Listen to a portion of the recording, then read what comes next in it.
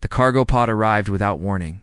No escort ship, no transmission beacon, and just a silent black container drifting in through the upper orbit of Zerfor, like a forgotten relic from an ancient war. The biodocking system at Galactic Research. Facility Theta automatically latched onto the object, ran every scan protocol, and found no threats. It registered no toxins, no radiation, no heat signature. Just life. A small, faint pulse at the center plant-based oxygen releasing. Quiet. So the system tagged it as low threat and moved it to Lab Chamber 3. But no one questioned the origin. No one noticed the tiny letters on the bottom edge of the cargo pod. Origin, Earth. Code 2812. The letters were almost invisible, faded. Under layers of carbon scarring, it's the kind of detail only someone looking for trouble would notice. Dr. Rena Aller was the first to see the container in person. She was a young xenobiologist with bright skin, 4 fingers per hand, and a sharp, curious mind. She didn't believe in superstition. She believed in data. The container, while odd, gave off nothing unusual. She ran the scans herself. Again, just to be sure. Same result. Low threat, stable biology, plant-based sample. No aggression, no spores, no toxins. Nothing intelligent. Just a flower, according to the inner readout. She keyed in the authorization code and cracked the top seal. A hiss of air escaped, cold and stale. Inside, the flower stood straight and still, upright in a nutrient cube. It was small barely. 2 feet tall with a thin green stem, 5 long petals curled upward, and veins that shimmered red and gold under the lab lights. It smelled faintly sweet, like honey and copper. Rena blinked. Her body reacted before her mind did. She coughed. Her heart rate jumped. The scent had reached deeper than her lungs. It had touched something primal, something old. She staggered. Back, eyes wide, and the biomonitors on the wall lit up with warning symbols. Vitals irregular.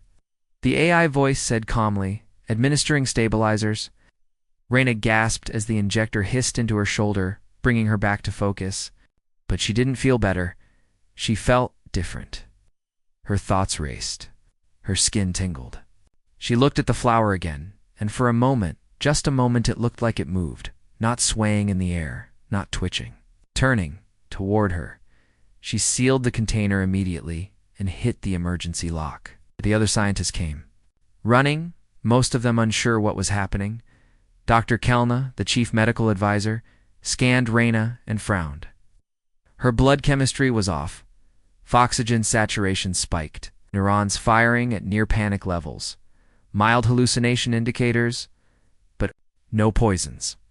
Nothing lethal yet, but the monitors weren't lying. Something had changed in her. Something inside. What was inside that pod? Kelna asked.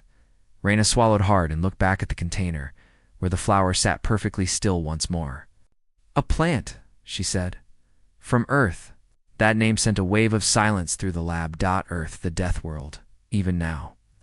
In the year 2812, no one really understood Earth. They'd studied its animals, its gravity, its storms, and its viruses. But nothing there ever fit the models. Even its soil carried trace elements unknown to half the galaxy. And the plants most people assumed they were harmless, passive, beautiful, decorative. But this wasn't decorative. This was watching. They contacted Earth immediately through priority diplomatic channels. The response came faster than expected. A live transmission. The face on screen was human, male, old, with eyes that looked like they'd seen too many things and remembered every one of them. This is Dr. Sen O'Malley, he said. Biological Archive Division, Earth Central. His voice was calm, too calm. This is Zerfor, Kelna replied. We received an unmarked sample labeled Earth Origin, 2812. There's been an incident with one of our biologists. What is this? Plant. O'Malley blinked slowly. It's not a plant. It's not the way you think of it. Then what is it? He paused, then said, It's a seed. Kelna frowned. Of what? O'Malley looked directly into the camera. Of Earth. 8. Transmission ended. No explanation. No follow-up, just a final ping that read, "Do not interfere with the sample. Do not expose it to radiation. Do not feed it synthetic nutrients. And above all, do not allow it to root." But it was already too late. In the sealed container, the flowers, petals began to uncurl, one by one, slow, deliberate, not blooming toward light like a normal plant, but unfolding in reaction to thought. Raina watched from the observation room, her pupils dilated, sweat dripping down her temples. Fingers clenching the railing like she was being pulled forward by an invisible force. "I think it's communicating," she whispered. Talna turned. Sharply. "With who?" Raina didn't blink. "With me." The AI system flashed red again.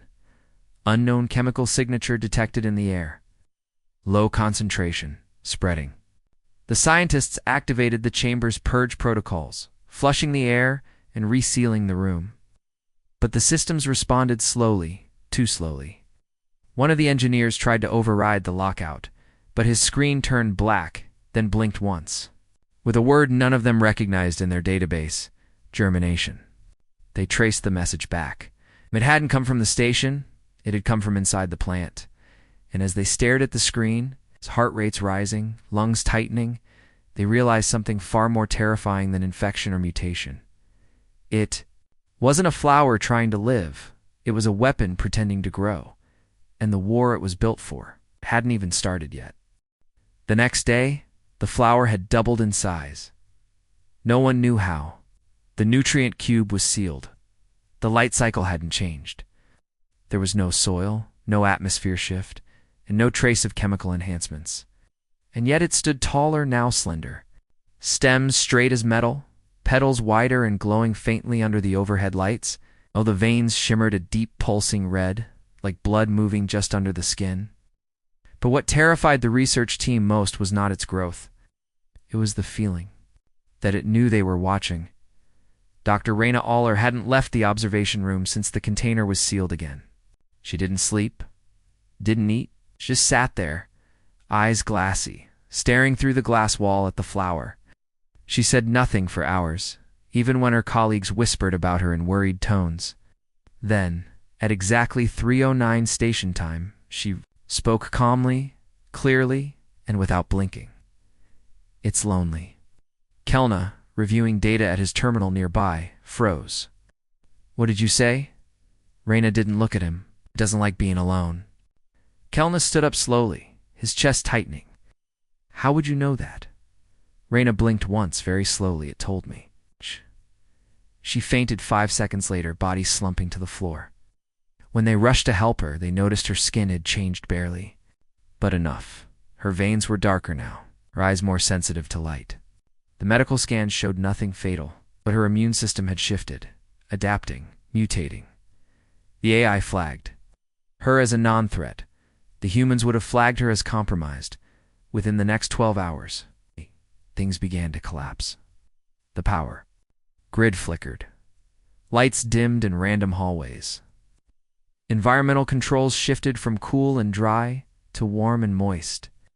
The system logs were overwritten with nonsensical code symbols that looked more like roots than language. The engineering team blamed internal corruption, a rogue update maybe. But the AI insisted no updates had been scheduled. Nothing had been changed manually, and yet the changes were everywhere. Then the first researcher died, Dr. Seth Ekron. A veteran botanist from the Venari species, collapsed while checking airflow patterns near the containment chamber. His lungs failed instantly. No warning, no coughing, no distress call. He simply froze, staggered back, and fell. His blood was thickened, almost tar-like. Autopsy reports found microscopic pollen particles embedded in his throat, not floating in the air but grown inside his windpipe. The chamber's atmosphere was purged, again double-sealed, quarantined, but even the strongest filters couldn't detect the particles that didn't exist in known biology. This wasn't standard pollen. It was adaptive, smart, and it had chosen Seth first. Now panic began to spread. Arguments broke out in the lab. Security officers debated destroying the container, but the scientists refused. "We can't kill something we don't understand," said one. It's learning faster than we are, said another. Some even whispered about locking it down and sending it back to Earth. That idea vanished quickly, because Earth wasn't answering. Every attempt to reach the biologics division was met with silence or static. Auto-responses bounced back with flagged codes and restrictions. One message finally broke through, 3 hours late and fragmented. You touched it, let it finish. By now, the flower had grown roots, not in the nutrient cube, but through the steel plate beneath it, cracking alloy, absorbing energy from wiring and pipe. Its tendrils didn't look like normal roots. They were too organized, too directed like surgical instruments reaching for specific systems. One of the engineers tried to cut a vine that had slithered out of a power conduit. His plasma tool failed mid-slice. The flower turned toward him. Yes, turned slowly. Not with wind, not with pressure, with intent. He dropped the cutter and ran. By day 4, 4 researchers had resigned. 2 tried to leave the station in a shuttle, but the hangar doors jammed. The AI claimed a mechanical fault. Diagnostics failed to isolate it. Another corridor was sealed off completely, roots growing from floor to ceiling. It's pulsing with red light. Inside the lab, the flower continued to bloom. Now it had 7 petals, and they moved subtly, breathing maybe, expanding and contracting. With the station's pressure rhythms, no one dared go near it anymore. It's not even Kelna. Only Raina remained, seated in her chair across the glass, now smiling faintly at the thing that had nearly killed her. She's still not eating, one medic reported. She doesn't need to, said another. Medical scans showed her vitals were perfect, too perfect. No fatigue, no muscle strain, no cortisol. Her body had stopped aging at a cellular level. When asked how she felt, Raina replied, connected. Kelna couldn't take it anymore. He went into the lab with a flamethrower, against protocol. He shouted warnings to the others. I'll burn it now, before it gets worse. They begged him to wait. He stepped into the chamber, the door sealed behind him. By itself, he turned the weapon on the flower, hand shaking. You're not alive, he whispered. You're just a reaction, a mutation, an accident. Flower responded. Every monitor in the station went dark and lit up again, one by one, each screen showing the same thing, Raina's face. But her eyes were wrong, glowing red, veined with gold. Her mouth curled into a smile too wide to calm. She is ours, the image said. Then the fuel and Kelna's weapon evaporated in his hands. It didn't explode. It didn't ignite. It simply dissolved into vapor. Kelna screamed, but the flower never moved. The others found his uniform 3 hours later, folded neatly beside the lab door. There was no blood, no body, only new roots, twisting. Across the floor, they traced the shapes into a word, grow. And in that moment, the surviving team realized the truth. They weren't researching the plant anymore. It was researching them. It started in the walls, not the central lab chamber, not the nutrient cube, not even in the soilless garden they had built to isolate the growing earth flower. No, it began in the wiring. Fine hair-thin tendrils spread into the stations. Power system, latching to the conduits like they had been searching for it. They didn't melt it. They didn't drain it. They adapted to it, curling like living fingers around every fuse, every circuit, pulsing in time with the station's energy flow. One by one, lights flickered and dimmed. The air changed warmer, heavier, with a strange scent that made the crew's eyes sting and their hearts race. A faint perfume of copper and sweetness, like sap burned on fire. The remaining researchers didn't sleep anymore. Not because they were working, because they couldn't. They tossed in their bunks, sweating. Some reported hearing voices behind the walls. Some had vivid dreams of forests made of bone, of trees that bled when touched, and petals that whispered names they didn't remember giving. And Raina, no. She began to change. She no longer spoke in fragments. She spoke with purpose, clarity, her voice calm and steady like a computer, yet far too human to be code. The station is becoming useful, she told one medic, her eyes glowing softly under dim lights. It is preparing for what it was meant to do. What do you mean, what it was meant to do? The medic asked. Reyna tilted her head, smiling, to evolve. We are not the gardeners, or the soil. Then she walked barefoot across a sealed lab floor where the roots had overtaken the tiles, and the vines pulled back for her steps. By day 6, the first full mutation occurred. Dr. Halgan, one of the older xenobotanists, had been exposed to the flower early minor skin contact. Nothing serious. But that morning, he collapsed during a systems check. The team found him curled near a ventilation shaft, skin glowing faintly. His veins pulsed gold and his hair had turned pale green overnight. He gasped as they touched him, grabbing a fellow scientist's wrist and saying, "It's inside. It fixes everything. But it won't stop. It doesn't want to." They rushed him to medbay. His injuries were healing too quickly. Torn muscle, broken rib, and cracked femur all regenerated in under 20 minutes. Ow. No injections. No surgery. Kelna's logs, now maintained by a junior staff, recorded the results as impossible. Subject Halgan displays regenerative capability beyond known medical limits. Cellular regrowth controlled by unidentified protein strands. Temperature constant. Heart rate high. Brainwave activity elevated. They wanted to sedate him, but Halgan opened his eyes, looked at them with irises now threaded with green and red lines, and whispered, "You don't sedate the forest." That night, Halgan walked out of the medbay, naked and smiling. Maturity tried to stop him, but he moved like water every step, dodging their grips, every movement calm and fluid. When they drew weapons, vines shot from the ceiling. They weren't metal or synthetic. They were grown from the walls, from places where there had been no plants. The vines didn't attack. They blocked, redirected. One wrapped gently around a guard's weapon and melted it silently. Halgan returned to the flower chamber, stood before it, and knelt. The next morning, 2 more researchers volunteered to join the route. One of them, a quiet assistant named Brink, slid his palm and pressed it to the flower stem. The stem bent to meet him and healed the wound in seconds. No blood, no scar, only a new patch of bark growing on his wrist. The station's logs began rewriting themselves.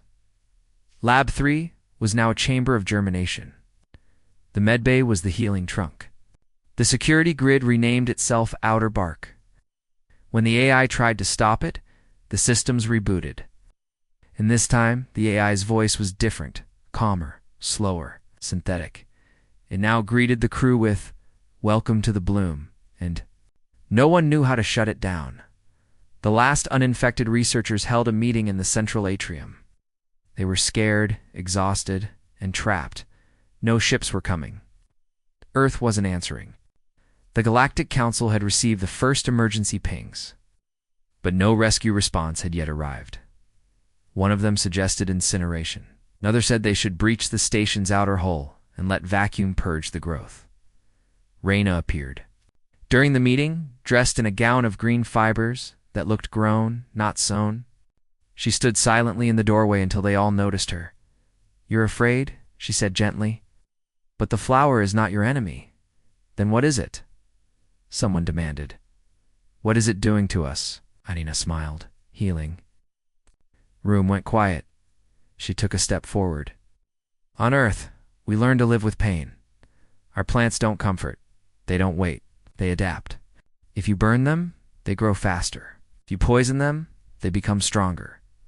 Our flowers defend themselves, and this one." She gestured to the walls, to the floor beneath them humming softly. This one was designed to survive far beyond. Earth, it's medicine, it's shelter, it's evolution, and it doesn't need your permission. At that moment, the floor cracked open slightly, and a second flower bloomed identical to the first, but larger. Its petals curled outward with a soft hiss, releasing golden dust into the air. The uninfected researchers ran, but not all of them made it out. The dust wasn't poison. It wasn't a virus. It was an invitation. And the ones who breathed it in stopped running. They stood still, blinked slowly, and turned toward the blooming light. They began to smile. From the high chambers of the Galactic Council, the situation on Zerfor had become impossible to ignore. Emergency pings had gone silent. Medical reports turned into corrupted strings of organic code. Surveillance drones sent to scan the research station either vanished or returned blind, their visual data burned white by a strange pulse that defied technical explanation. The system reports didn't say enemy present, they said station no longer recognized. For the Council, that meant one thing. Containment had failed, and Earth still refused to respond, so they acted the only way the Union of Stars ever did when, frightened with fire. They deployed Task Force Vesker, a kill team drawn from 8 elite species, trained to exterminate biothreats across every class of planetary risk. They were veterans of the mold plague of Nixarsavan. They'd burned the flesh forests of Dolmar Prime. They were calm, lethal, and not easily shaken. But they'd never set foot on anything that came from Earth soil. The ship Falk's Shard dropped out of hyperspace and locked orbit over Zerfor. From their view, the station looked quiet. The structure floated peacefully in orbit, no external movement, no weapons activated, just calm rotations and a faint greenish hue radiating from its lower decks. Commander Tehran of the Vesker species led the insertion squad, clad and armored. Suits with bio-sealed helmets, the team dropped into the docking bay in full tactical formation. No greetings. No negotiation. Purge protocols only. The doors hissed open, and the first thing they noticed wasn't the silence. It was the smell, warm, sweet, organic, like fresh grass and blood. Status check. Terran growled, his suit filtering the air. Humidity high. Oxygen 20% above baseline. Energy grids, drawing power from non-standard sources, said the analyst. Looks like it's alive. They moved forward in pairs, stepping over floor panels now grown over with moss and twisted root-like cables. The lights above flickered with a pale golden glow, but no sparks, no malfunctions. Just change. This station isn't damaged, whispered one soldier. It's evolving. They reached the main corridor, and that's where they found the first body. It wasn't mangled. It wasn't bloody. It was perfect. The researcher lay in a bed of vines, hands folded, face calm, eyes closed like in sleep. Flowers had grown around her neck, gently woven into her hair, and a soft green glow pulsed beneath her skin. The scanner reported, vitals, unknown. She's not dead. What does that mean? Terran snapped. I mean, her cells are alive, but she has no heartbeat. Move. Now. They pushed deeper. Guns raised. No resistance then, down a side corridor. They heard something soft, music, not played from speakers. Emna. A woman's voice, gentle, familiar. They turned the corner and froze. It was Dr. Reyna Aller, standing barefoot in the center of a chamber, covered floor to ceiling in vine structures. Petals bloomed from the walls. The air shimmered. She wore no armor, no suit. But she breathed easily. Welcome, she said softly. Terran raised his weapon. You are considered compromised. Identify. The infection and stand down. Reyna tilted her head, like listening to something only she could hear. I'm not infected, she said. I'm integrated. Terran didn't hesitate. Stunner. The electric dart flew, but before it touched her skin, a vine from the floor shot upward and caught it midair, crushing it like paper. The team opened fire, but the walls responded faster. Roots slammed into the ground between them, forming barriers. Thick, pulsing vines wrapped around legs, guns, arms not to kill, but to stop. The weapons didn't work. Lasers scattered. Ammo jammed. One soldier tried to ignite a plasma grenade, and it melted in his hand like warm clay. One by one, they were disarmed, and the flower watched from the center of the chamber. Now taller than any man, its petals open wide, glowing like a living flame. It pulsed in time with the station's heartbeat. Terran roared. You think we'll surrender to a plant? Reyna stepped forward. You still don't understand, she said. It's not attacking you. It's teaching you. Teaching? Us what? A soldier muttered. Reyna looked into his eyes and whispered that not everything dangerous wants to kill you. Some things just want to grow. The team was surrounded now, but nothing struck them. Instead, the chamber walls shifted, and a door opened. Behind it rows and rows of stasis beds, dozens of researchers. Inside, alive, breathing, protected. Double quotes, those who accepted it were preserved, Reyna said. Those who fought were returned to the earth. Terran gritted his teeth. This is manipulation. This is evolution, she replied. The team withdrew. For the first time in decades, Vesker protocol was overridden. No purge. Mission failed. As the Falx shard pulled back into orbit, the command center went silent. What do we tell the council? Someone asked. Teart stared at the glowing station on the monitor. Tell them it didn't resist, he said coldly. Tell them we weren't ready. Later that cycle, the Galactic Council received one more signal from the Zerfor station. No threat, no demand, just a data packet. Inside it, an image of the flower in full bloom. And one line of Earth origin code, the garden will spread. The encrypted Earth data packet had sat untouched in Zerfor's classified archive for 6 days. It had arrived with the original sample container locked behind 7 layers of clearance, and flagged with a red label that read, Level 9 access.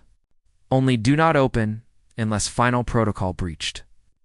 But after the council team failed to destroy the flower, and after Task Force Vesker left empty-handed, someone finally broke the seal.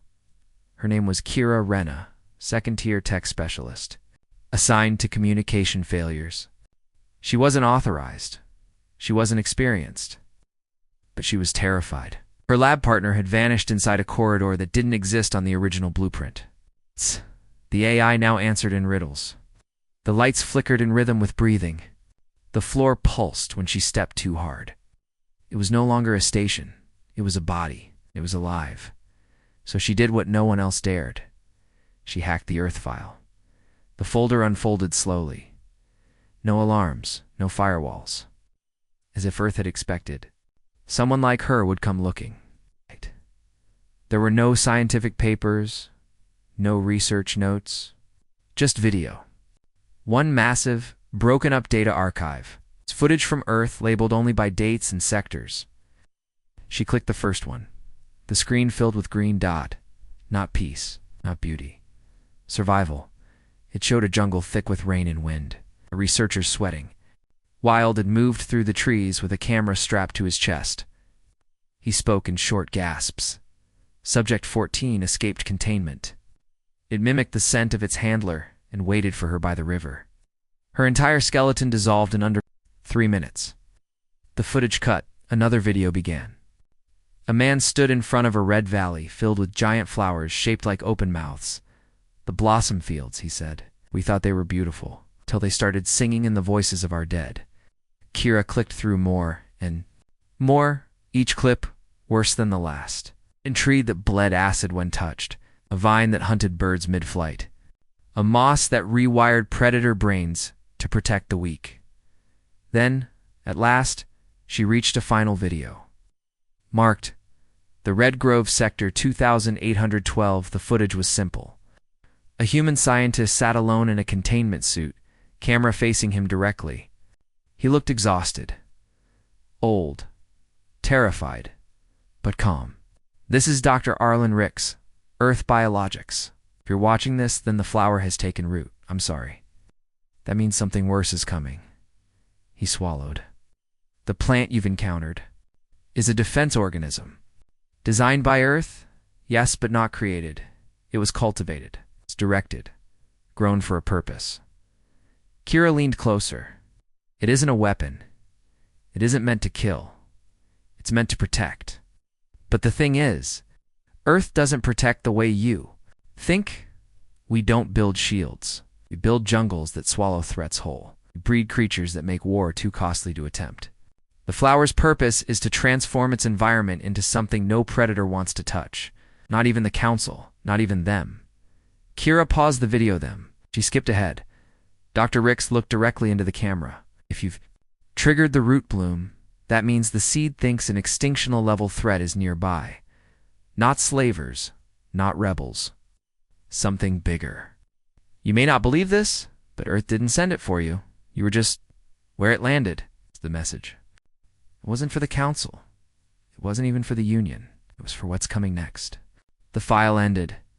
Kira stared at the frozen image of his face in the hallway behind her. The vines shifted softly, not threatening, not angry. Preparing, she ran through the station, slapping the wall panel open, and uploaded the file to the internal system. Every remaining crew member, every survivor, though still unrooted, gathered in stunned silence as the videos played across every screen. And when it was done, no one spoke for a long time. Then one voice whispered, "We thought we were studying it, but it was waiting for something worse." Someone else finished. The AI confirmed it. A single system report came in from the outer long-range scan station, reactivated for the first time in days. It's unidentified object approaching system. Size, planetary class. Composition, unknown. Trajectory, direct, and below it, a line of decoded. Earth script. Root depth insufficient. Germination incomplete. Adaptation required. The station began to shake not from damage, but from movement. Petals opened across the lower decks, lights turned green, and red dot floor panels bent upward as vines reinforced the internal structure. The flower had reached maturity, and it no longer looked like something grown from soil. It looked like a shield. Zerfor Station was never built for defense. It was designed as a sterile research hub, metal hallways, thin, reinforced glass, minimal armament, no planetary shield systems. It was meant for scientists, not soldiers. But by the 7th day, it had become something else entirely. The walls no longer hummed with machine rhythm. It pulsed with life. Vines had replaced steel conduits. Roots coiled around bulkheads and spun themselves into support beams. Entire rooms had transformed into pods, lit with soft bioglow. Doorways once sharp and mechanical now curved like petals. The air had changed, too thick with moisture, warm, and buzzing faintly with low-frequency sound. The station was breathing in.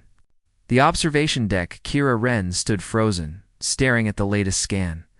The incoming object was no longer theoretical. It had moved past the Coover Belt. It had no thrusters, no hull, no ship structure. Just mass living, slow-moving, and devouring signals as it passed. Its shape shifted constantly. It's impossible to define. But one thing was clear. It was heading for Zyar-4. She turned to the nearest wall panel, what used to be a control surface, and touched it. The vines retracted slightly, letting her in her face. She whispered, "What is it?" The AI, now fully integrated with the biological system, replied not with synthetic tone but in Reyna's voice. Soft, slow, strangely calm. Predator class, void tear, consumption behavior. Planetary. Kira's blood ran cold. How long? Arrival. In 3 hours. Across the station, those still unrooted gathered in a panic. Soldiers, engineers, even some council observers who had stayed behind in Secretal, now shouting, debating, trying to regain control. They wanted to flee. They wanted to send out beacons, prep shuttles, overload the core. Anything to stop what was coming. But none of the escape doors opened. None of the shuttles powered up. And in the central bloom chamber, the flower now stood. 3 meters tall, it no longer resembled anything from Earth. Its petals were thick and scaled, glowing with inner light. Long tendrils reached through the floor, down into the power systems and beyond. It wasn't rooted in the lab anymore. It was rooted in the core. When Reyna entered the chamber, the survivors tried to stop her, but she walked through them like wind. The flower shifted slightly when she arrived, petals lowering, light dimming around her. She placed a single hand on the stem, and the entire station vibrated. She turned around slowly, looking at the crowd with eyes that no longer held fear. Her voice echoed unnaturally, deeper than her throat, as if spoken by something older, deeper. It's not a weapon. It's a signal. It was never meant to fight you. It was meant to call something stronger than fear. A voice from the crowd shouted, "That thing is coming to kill us. You're helping it." Reyna's head tilted. "No, that thing is coming to eat your bones. This," she gestured to the living walls, "is the only thing that's going to stop it." The floor beneath them cracked. The hole didn't burst. It opened. Metal peeled like skin. Root fiber expanded to fill the gaps. The outer frame of the station shifted, expanding outward, reshaping itself like a blooming flower in zero gravity. Petals unfolded from the solar panels, bioshields grew over exposed decks. A thick golden mist filled the air around the station's spores. The Zerfor station was dying, or rather, it was shedding its old skin. The flower had grown large enough. It didn't need the station. Anymore, it was the station. The last surviving military officer, a grizzled veteran named Commander Vance, slammed his fist into the nearest panel. Away. To override the system one last time, he screamed, "This is suicide. That thing will crush this station in seconds." And the AI answered again, "That is acceptable." Everyone froze. Reyna took a step forward. Earth doesn't fear death. It designs around it. This bloom isn't trying to survive. She looked upward. It's trying to buy us time. The approaching entity was now visible on the long-range scopes. A black mass. Wider than a moon, filled with tentacles and screaming static. It devoured signals and sent nothing back. Everything it passed became quiet. Its surface crawled with shifting teeth and decaying antennae. No known race had ever classified it, because no race had ever survived it. As the entity neared orbit, the Zerfor bloom reacted. It opened, and from the center of the flower, a blinding pulse of golden-white spores launched outward in every direction, moving faster than any known propulsion system. The spores weren't dust. They were data. Defense designed to rewrite, to infect. To transform, the entity tried to resist, tried to absorb the signal, but the signal was Earth-born. It didn't negotiate. It didn't retreat. It simply adapted faster from the observation deck. Kira watched the creature, recoiled skin bubbling, its tendrils burning from within, its outer mass shedding in pieces like infected bark. The spores didn't destroy it. They made it incompatible with everything it fed on. It began to wither, too slow, to shrink, and with a final screech that cracked every communications feed in the system, the thing turned, and left. It didn't die, but it ran, for the first time in centuries. Something bigger than fear had blinked, and the flower stood quietly, petals folding again, satisfied. The station no longer looked like a lab. It looked like a temple, like a warning, like a question asked by a world that knew it was dangerous. Do you still want to come closer? The galaxy watched in silence. The Predator-class entity had fled wounded, disrupted, forced to retreat by something that had never existed on any council record or threat chart. A single bloom, grown from the soil of Earth, had turned a world-consuming horror into a fleeing shadow. And yet, no message came from Zerfor, no military victory transmission, no council declaration, a flag raised, silence. A silence more deafening than any explosion. Across thousands of planetary feeds, people waited for answers. Scientists debated, officials panicked, news anchors whispered theories. What had happened out there? What was the station now? At most, of all, why had Earth sent that flower? 2 days passed, and then Earth broke the silence. The transmission came not from a diplomat, not from a council delegate, but from a man with a scarred face and eyes that looked like they'd never once known comfort. His uniform was plain, no rank, no medals.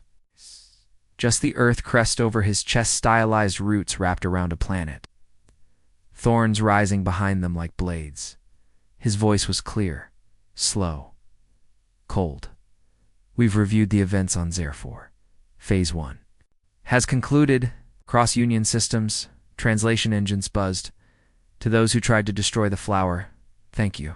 Your aggression accelerated the root adaptation. To those who attempted to understand it, 2 survived because of that curiosity. But make no mistake, the man leaned forward slightly. It was never meant for you. Screens changed. The galaxy saw images from Earth, streamed from secret files buried in archives no alien government had ever accessed. They saw deep jungles filled with light-devouring plants, fields of red moss that ate metal, trees that mimicked the shapes of those who walked beneath them, animals with skin that turned to armor when shot, rivers that boiled when scanned, bacteria that created their own neural networks, plants that remembered footsteps and reshaped their petals to trap the next intruder. Earth had not built weapons. Earth had survived itself. When the first Void-class predator arrived at the edge of human space, the voice continued, we did not send fleets. We sent flowers. Root Seed 2812 was one of many. The screen changed again. A star map. Systems marked in green. Systems marked in red. You're not under threat because of Earth. You're still alive because Earth was built for threats. And when those threats come, we do not hold the line. We make the line grow teeth. In orbit above Zerfor, the bloom station began to shift once more. It wasn't just flowering now. It was expanding. Branches like living solar sails spread out into space. Biological antennae extended, pulsing faint lights into the void. Structure resembled no known architecture. It looked like a cross between a living reef and a machine graveyard, part steel, part stem, part something else. It was communicating not with Earth, with other blooms. The map updated again. At least 7 other systems began to flicker green dot. Kira Ren watched from the control deck. She hadn't left her station in 2 days. Her fingers were calloused from interfacing with the new root-bound systems. Her eyes were ringed with fatigue, but there was something else there too, understanding. She was part of it now. Not infected. Not lost. Evolved. Behind her, Reyna spoke softly. The garden's wide now, but it still remembers who stepped on the seeds. Kira turned. Was this the plan all along? Reyna didn't answer, because Earth did. The final portion of the broadcast played, we will not demand loyalty. Will not negotiate for space. We do not want your planets. But if your world sends for help and something answers from Earth, know this. The man leaned forward. His voice dropped to a whisper that felt louder than thunder. Phase 2 is permanent. The feed ended, and across the stars, fear changed. Not into hatred, not into rage, but into a deeper, colder realization. Earth hadn't declared war. It had planted roots, and those roots were, now watching, waiting, growing. The station above Zerfor no longer spun in orbit like a tool of science. It hovered in silence, enormous, restructured, pulsing with faint golden light. It wasn't metal anymore. Not really. Not completely. Thick vines wrapped around the outer hull, glowing like veins beneath skin. Its antennas had twisted into biological petals. Solar panels bloomed into wide, spore-catching wings. Everything mechanical had been swallowed, absorbed, repurposed. And at its center, the original Earth flower stood unmoved, enormous now. Its petals open like a crown. But the station wasn't dying. It was spreading. From the shattered remains of the predator that had fled the system, fragments drifted through space-dead tendrils, scorched tissue, droplets of ash from something that had once devoured worlds. The flower had not only repelled it, it had learned from it, and now the bloom was changing again. Inside the new core chamber, Kira Ren stood silently, surrounded by other survivors, converted researchers, and even a few soldiers who had chosen not to leave. All watched as the inner chamber walls opened like breathing lungs, revealing fresh root systems that no longer just grew into the station, they grew outward, toward orbit. The bloom is creating seed ships, Reyna whispered. Behind her, it's ready. Kira's voice was calm. Ready for what? Reyna's answer was so soft it barely carried across the hum of life around them. To defend more than just us. Across deep space, Earth had already gone quiet again. No new transmissions, no new broadcasts, just the legacy of its message. Phase 2 is permanent. But something had changed. Bloom satellites were now appearing in fringe systems. Small glowing orbs, orbiting silent colonies. They didn't land. They didn't speak. They simply waited. Some thought they were weapons. Others thought they were warnings. Only Earth knew the truth. These were not weapons. They were roots.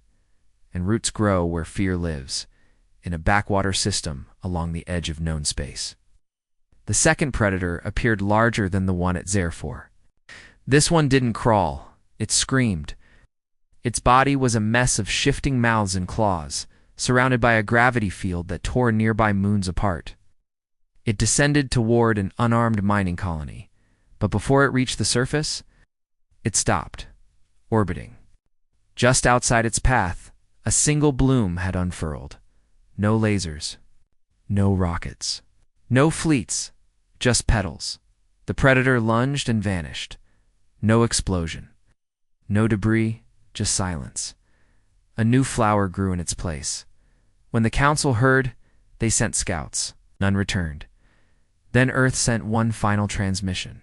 You measured us by our weakness. You studied our weapons. You scanned our ships. But you forgot one thing. You forgot our world kills to survive. Our flowers poison the air. Our rivers erase memories. Our forests rewrite flesh. And when something threatens what we protect, we do not ask it to stop. We grow through it. From that day, Zerfor was no longer considered a Union station. It became something else. A seed world, a beginning. Ships that entered without permission, came back, changed door, didn't come back at all. Colonies that requested Earth's help found spores in their soil within days. At first they were afraid. Then they realized something far more frightening.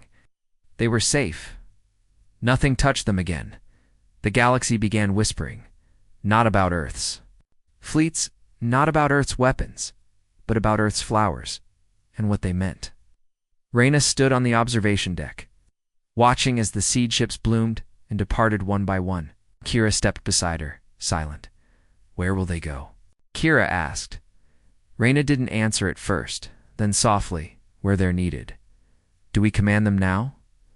Reyna shook her head. No one commands a forest. Kira looked up as the sky split with golden light. And somewhere far away, something. Ancient and Terrible saw it too and turned back. Because when Earth sends a message, it's not in words, it's in roots.